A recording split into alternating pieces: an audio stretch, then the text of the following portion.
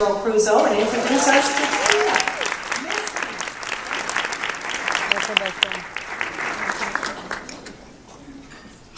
Wow, after seeing that video, I think I need a tissue also. Well, good afternoon. Good afternoon. It's a great pleasure to introduce a longtime friend of mine and someone who feels like a sister to me. We were bantering back and forth behind stage, and I think it was Wendy Davis that whispered, "How long have you all known each other?" So it's been about 30 years. But I returned yesterday evening from Philadelphia. I went to a leadership conference, and one of the speakers said that one's resume is really about what they've accomplished. And I think that we can see from the video that Tina has accomplished from her most humble beginnings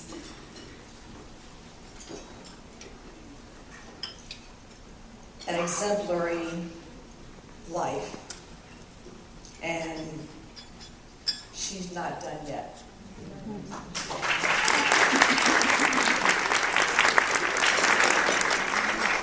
The speaker said, however, that success is really not so much about your resume and what you've accomplished.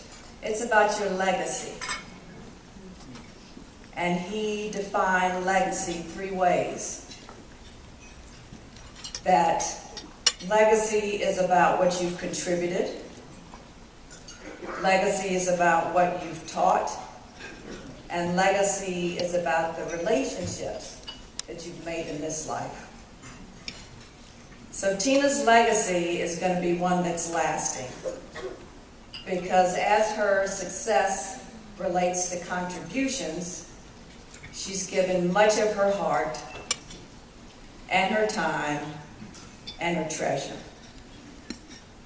In terms of teaching, she's a mentor to all. And she has taught me and countless others in this room about believing in the power of prayer, number 1, and to believe that I and all that she's encountered, that regardless of your current circumstances, that you can be and do and have whatever you want. And we see that in the young, beautiful girls. Lastly, in looking at her legacy in terms of relationships, we all know lots of people, but I think we can all count true friends on one hand. And Tina and I joke all the time, I can count true friends on 2 fingers, and she's one of them. I know, though, being unselfish, that she's counted as a true friend by many, many, many, because of the undivided attention that she always gives you, the fact that you can always trust her, and she's the one, the dependable one, that's always there to lift you up during life's trials. My friend and our global honoree, Tina Knowles.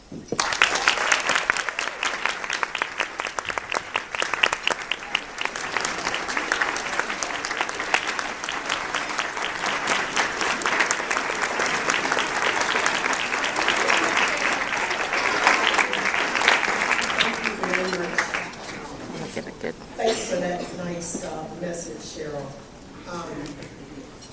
I'm very honored to be here today. I'm humbled, actually, because in this room is so much power. To see all these amazing women, and I'm sure men, but today we're focusing on women. But the power in this room, I can feel it, the energy, the just being positive, it's amazing. And so I just wanted to say that, and I feel honored and humbled to be a keynote speaker, because there are people here that have accomplished so many things, and they're better speakers than me. This is not my forte, but I'm going to do the best I can do, and what I plan to do is just tell my story, basically. It comes from my heart. Cheryl said that I came from very humble beginnings. That's kind of an understatement. I was born in 1954 to two parents who were 44 years old. They had an 8th grade education. They came from Louisiana. My dad was in a mine explosion there and lost his hearing in one ear. So he came to Galveston, Texas. That's actually where I grew up. And he became a longshoreman. But he couldn't work all the jobs because of the hearing loss in one ear. My mom was a seamstress. She took in sewing, and so needless to say, money was very tight. There were 5 children. I was the youngest of 5 children. And, you know, and I got the sneaking suspicion since they were 44 that I might not have been planned. But all 5 of my siblings, 4 of my siblings and myself, attended Holy Rosary Catholic prison. School. And I joke about that because if any of you attended Catholic school back in the 50s or 60s, you know, I see hands, you know exactly what I'm talking about. And I felt like, well, the nuns, for one thing, they picked on us a lot, my family. And I didn't quite understand why at the time, but my mom did the altar clothes, she did the altar boys' uniforms, she worked for the nuns, my dad chauffeured the nuns around, my brothers cleaned the schoolyard, and I often wondered why were we indentured servants to the church. And the nuns were very hard on me. They were always saying, you know, you really don't belong here. If you only knew, you'd be very grateful to be here. You've got a rebellious spirit. We need to take down that spirit and control it. And you know, it was always these things kind of to put me in my place. What I found out later was that my parents were actually bartering for us to go, and I get choked up about it because it was such a sacrifice for them to work and humble themselves enough to go and do that so that we could get a good education. Wow. And you know, they were just remarkable, and that was why they started, you know, doing the things or saying the things that they were saying, because we were like the poor kids there, and they felt like we didn't fit in. And what I found is, you know, the topic of my conversation today, I guess, is, you know, turning the things that are adversities and hardships into something positive. And the thing that I get from that experience is that I became a warrior at 5. I refused to let them take my spirit. That's a terrible thing to say to a kid. And I fought them. And I kept this up till 6th grade. And I decided then that I would never let anyone decide for me who I am or what I was. No matter what money, economic situation, whatever. And it has really served me well because I didn't have the example from my parents. They were just humble Louisiana people that spoke with really thick accents, and they didn't go up and fight for me, but I had to fight for myself. So that adversity turned into something that I used throughout my life as a tool. And I prayed with Juanita before I came out, and she was talking about discovering your gifts.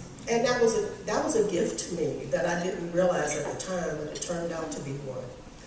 There were many things in my life that were tools and gifts. That's what I like to refer to them as, because I left that school and I went to public school and I loved it.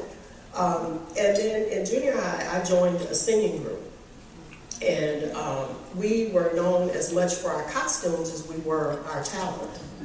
But I learned how to make clothes. My mom and I would make the costumes.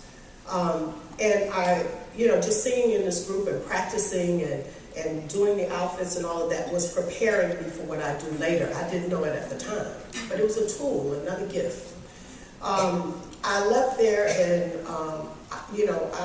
I admire people who know exactly what they want to do when they get out of school. I want to be a doctor, I want to be a lawyer, I want to go to college, I want to be a nurse or whatever. I didn't know what I wanted to be.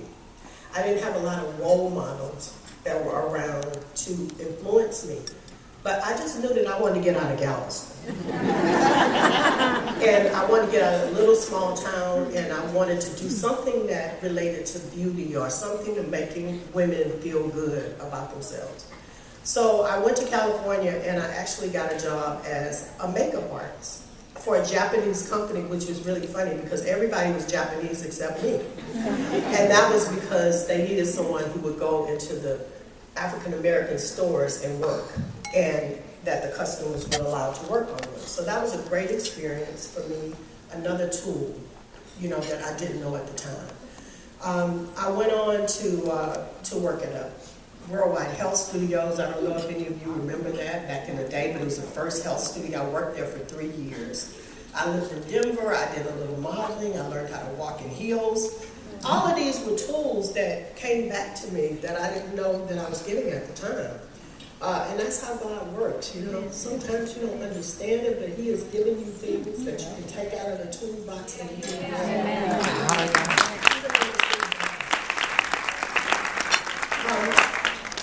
after this, I did all these things, and I met my future husband. We got married, and even that was such a challenge because we got married, and I was so excited about my dad walking me down the aisle, and he had a heart attack the day before we got married. He had a minor heart attack. And so we all went to the hospital after the wedding and brought the wedding party, and he was rushing us out, and we left, and the next day we were supposed to go on a honeymoon, and we missed the flight. So I called back, and they said, oh, your dad is in intensive care. He's had a massive heart attack. So we left the airport and went straight to Galveston. My dad was really bad, and we spent the day there as much as we could, and I decided to stay, so my ex-husband went back to the house because his parents were in town, and he calls me crying, and he says his grandfather has died. So it's like, okay, what's going on here? By Wednesday, my daddy is stable enough so that I can go to the funeral. So I go to the funeral on Thursday, and when I got back on Friday, my mom was in intensive care. It was really a tough time. And so within 6 months of that time, well, I have to say that my ex-husband said, you don't have to work. You can go and take care of your parents, which I treasure to this day because in 6 months, my mom had passed away. So then I was pregnant. So I didn't go back to work for 4 years. I didn't work. And I just kept my daughter. And then things got really rocky, and my marriage got very tumultuous, and I was having all these problems, and I was like, what have I done? I've been on a job market for 4 years. Self-esteem low, just like, what do I do now? In the process of that time, I have to say that I had started beauty school, and I had maybe 3 months to last with that. But as I got pregnant, after I got pregnant, my marriage just got really bad, and I knew I had to do something. So I got very focused about going to school.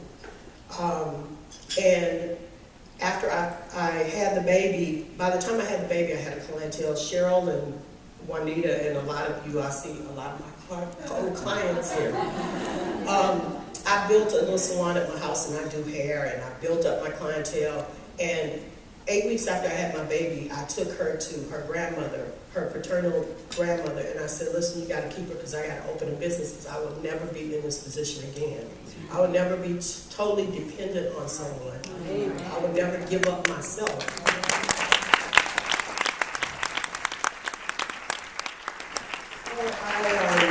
So anyway, I opened my business. business, and it was such a success story because it was just me and my niece and one young lady, Ada. And if anybody remembers the business, it just flourished. It took off because it was a labor of love. I love making women feel good. I do. I know I'm a crybaby. I'm sorry.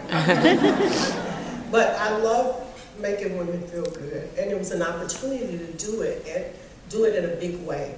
And during that time, Juanita can attest to it. She would come and pray with me because I didn't know sometimes how I was gonna. We were doing well, but still the overhead and all of that. She would say, build your business, say your prayers, keep God in it. And I did it. It just flourished like crazy. It worked.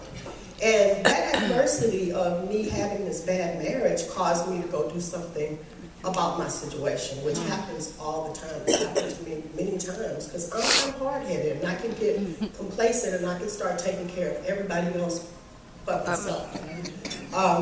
So the story of Destiny's Child. They started, there were times, the first deal that they had, I was the person to go and open my big mouth to the people that signed them. And the guy told me, well, this is going to change their lives, and you should just stop being so square, and you should stop being so protective, and get with it. And because they were actually exposing the girls to things that I just didn't feel were appropriate for them to be so young. Well, he wound up telling me to get out of his office, take the kids home, and don't bring them back. So I'm devastated because I have to go and tell these kids that I messed up their deal. And so I wound up doing that. And, again, God just showed up because in 3 months they got a way bigger, better deal.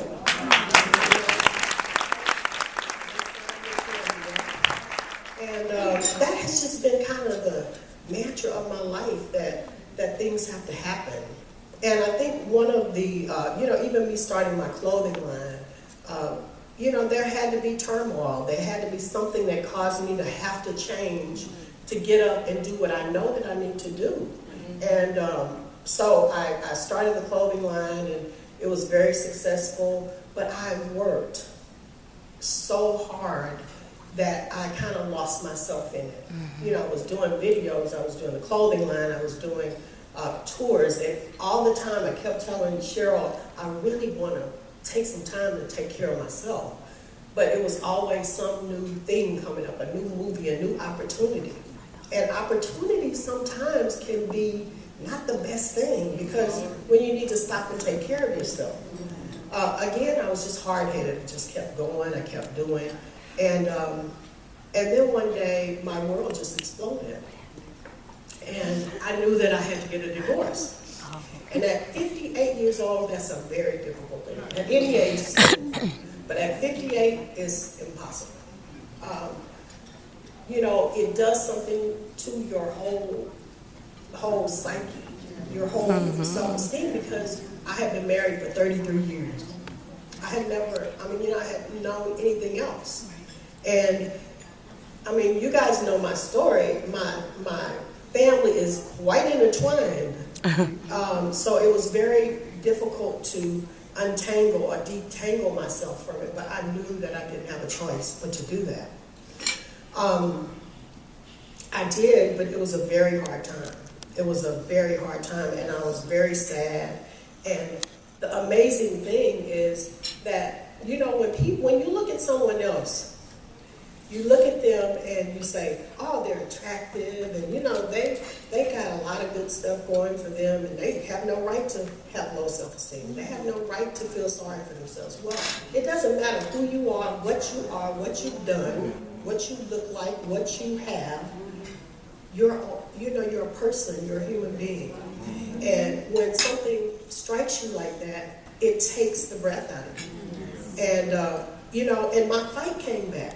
After a while, I let myself feel sorry for myself for a minute, and then I said, I'm so blessed to have all the opportunities that I have, and I have the right to feel sorry. I started telling myself this, and I made a plan. I said, what do you want, Tina? Well, I want some time off. So I took the time off. It gave me the courage to take the time off. I started reading my art books. I love art. but I had never had the time. I started traveling. I would travel with my daughter, but not to work. I'd say, no, I'm not working. I had my girlfriend who made me laugh. I sent for her, and she would come and come on the road with me because she's as crazy as I don't know what. In a good way. And we would go to museums, and we would eat lunch, and we would laugh. And, you know, I had just really forgotten how to live. I had just lost all of myself. So I realize now that part of the low self-esteem was, yes, being 58 and having to start all over again. The other part was just that I had lost myself, that I was so busy working and going and taking care of everybody else that I just forgot about Tina. And so I would tell my kids, you know what? You can call me and I'll be there if it's really something important, but otherwise, I'm taking care of Tina. This is my selfish moment. And before I knew it, I started liking me again. I started being important, not everybody else. And so, you know, the whole thing about dating was the scariest thing in the world. And I would tell my friends, I'm never going to find, where am I going to find somebody? By now I'm 59 years old. Where am I going to find, where do you meet men? Like, you're not going to and you're not, you know, where do you get them? And they're all so it was really funny. So I just focused on myself. And finally, my friend told me, well, not my friend, a girl that worked with me said, this guy wants to take you out. And he, you know, he just thinks you're hot. I'm like, really? So she said, yes. So you know, my kids get me ready and I call Cheryl and I'm like, oh, I'm going on a date and I'm really nervous. I changed clothes 5 times. You know, I was like, I don't want to be too this and I don't want to be too that and I don't want to be. Well, I went out with the guy and he was a very, very nice man. And thank God he wasn't my type because I wasn't nervous. As nervous once I met him, I was like, you know what, this is just like friend time. But it was so good for my self-esteem for somebody to say you look nice. Yeah. To give me a flower, to take me out. And so anyway, I went out and then I went out on a couple more dates with him, but I knew that he wasn't the one. But it got me past that. And then it's ironic. This is really ironic, and I'm going to share. And I'm a very personal person, but I just feel like sharing this with you guys. So I hear that my ex-husband is getting married. Now, this is my family. My ex-husband is my family. Yes. So I'm just very, you know, I don't want to get back into that at all. That's not what I want, but still, it still hurts a little bit, right? It's still a blow to your ego.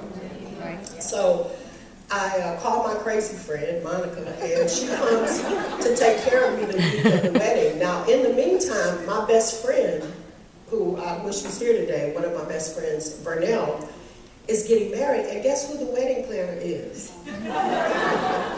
And guess where the wedding reception is? The place that I built and decorated and made into the media center. And she insisted on that place because it was right across the street from St. John's. So I'm having to do photo shoots. I'm having to smile. I went to get her dress. I did a video. You know, all of these things, which was really tough for me, I have to tell you, because it's a week after my ex's wedding. So I'm going through all of this. So I call my friend, Monica, and she comes to San Francisco. No, we're in LA. And she says, oh, Tina, you got to get out. You got to get out, you know, let's go out. Let's go see some men. And I said, I don't know where to find them. So she gets on the phone and she calls this old friend of ours. And this guy was, I've been knowing him for 33 years, and his sister was one of my best friends, and she died of breast cancer 20 years ago.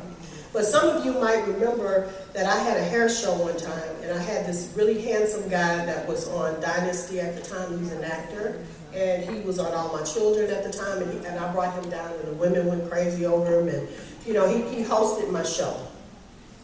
So anyway, he's an old friend like family. So she called him up, and he has an acting school. We went by his acting school, and then he took us out to eat afterwards. And my friend says, "Okay, Richard, do you know any men?" And he's like, "Well, what's she looking for?" So I said, "Well, I want somebody with integrity, that believes in God, that's, likes to dance and likes to have fun and appreciates art." And he's like, "Oh, well, what about me?" And we both said, "Hell no."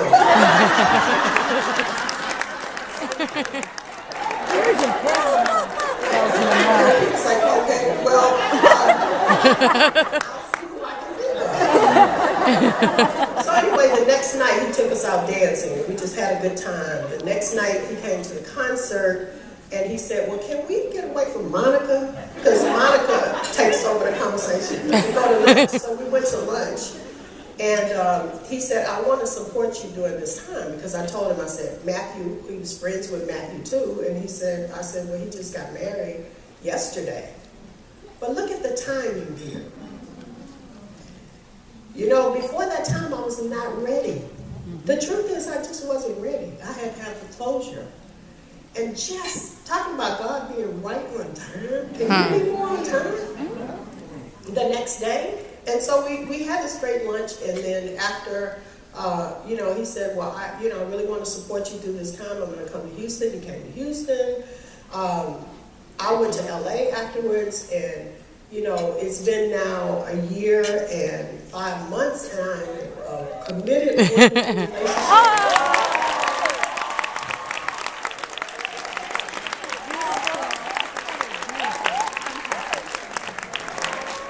With that handsome man. And I am the happiest I've been in a long, long time.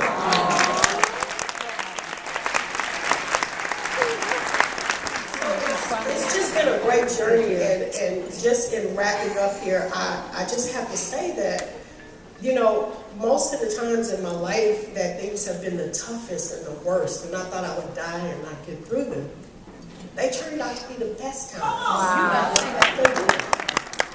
So if you're going through anything, if you've been through anything, I know it's all these women in here, and I'm speaking to you now because, it just relates to my life.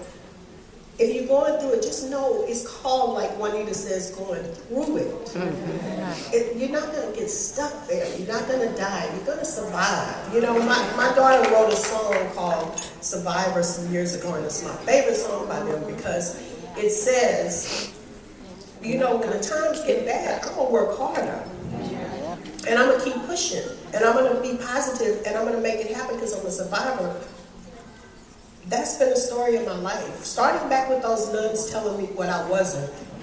I had to fight them and survive, and I did. And I'm here. And so thank you for listening to me. That's my story.